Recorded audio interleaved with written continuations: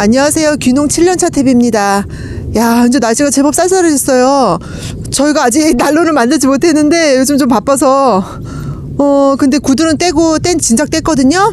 야, 이 앞에 이렇게 쌓여있는 나무를 보니까 부자가 된 것 같네요. 이 나무가 저희 남편이 그 밭둘레, 저희가 산골이다 보니까 산 밑에 밭 주변에 이렇게 방해되는 나무들, 아카시아 나무라나? 아카시아. 그런 거 지금 잘라온 거거든요. 이제 많이 쓰는 게 엔진톱, 뭐 요즘은 충전톱도 나왔다고 하는데 그런 거 사용하고 있는데요. 저희는 좀 다른 방식으로 잘라보려고 합니다. 지금 저기 보이는 거, 이게 저희 이제 집 짓고 창고 지으면서 썼던 고속 절단기예요. 원래는 철제용 절단기인데 저 날을 목재용 날로 바꾸면은 지금 이거거든요. 뭐야? 팁소 블레이드 목재용. 이 목재용 날로 바꿔 끼면은 나무를 자를 수가 있거든요. 한번 보여주세요. 여기서 그런 건 얇아서 금방 되겠다. 이걸로 자르면. 그게 자를 수 있는 최대 두꺼운 거예요? 아니? 더 두꺼운 것도 자를 수 있어요? 날이 4인치 날 이게 120, 130이니까 이거 더 두꺼운. 이거 잘랐잖아 이거. 이게 마지노선이야 이게. 아, 그 정도까지는 자를 수 있다?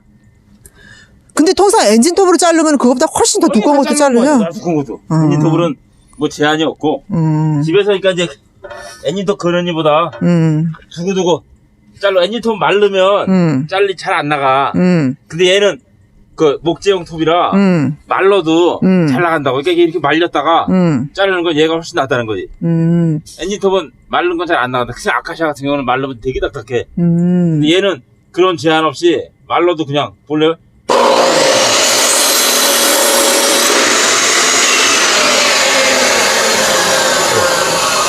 그냥 이쁘잖아. 아카시아라. 그리고 이게 치니까 항상 쓴 다음에 갖다 놓고 조심해야죠. 조심해서 자르고. 엔진톱 쓰고 이걸로 써보니까 이게 간편하고 낫긴 하죠? 그렇지. 여기서 현장에서 이거 토막내 오려면 엄청 오래 걸리니까 차에 실을 만큼만 잘라와서 여기서 이걸로 자르는 게 훨씬 나아. 그리고 이 엔진톱 하면은 녹기질 할 때 이게 면이 막 반듯하게 안 나가서 자꾸 이렇게 구부러져. 근데 얘는 직각으로 나가니까 녹기질 할 때 좋지.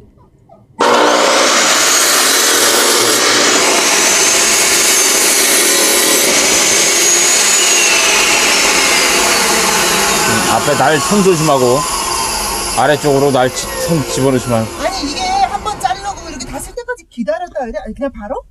아니지. 나무가 안 오잖아. 일로 계속 뺄 수 있어? 그동안? 계속 뺄 수 있으면 안 쓰고 그냥 바로 이렇게. 그렇지. 근데 그 나무를 맞춰야 되니까. 그러니까 그냥 차라리 다 쓸 때까지 기다렸다 하나씩 하는 게 낫다.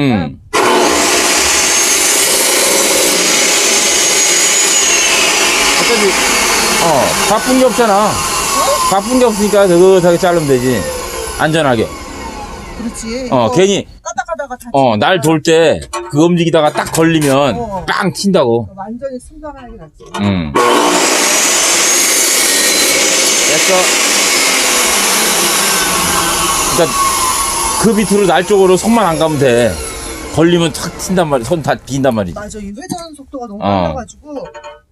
그러니까. 잘못하면 제어가 안 되지.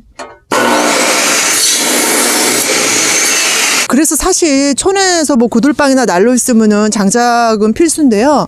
장작을 하기 위해서 고속절단기를 살 필요는 없죠. 근데 그리고 원래 고속절단기 용도가 그것도 아닌데 저희는 마침 집에 고속절단기가 있어서 그냥 간편하게 쓸까 하고 지금 해봤는데 나쁘지 않네요.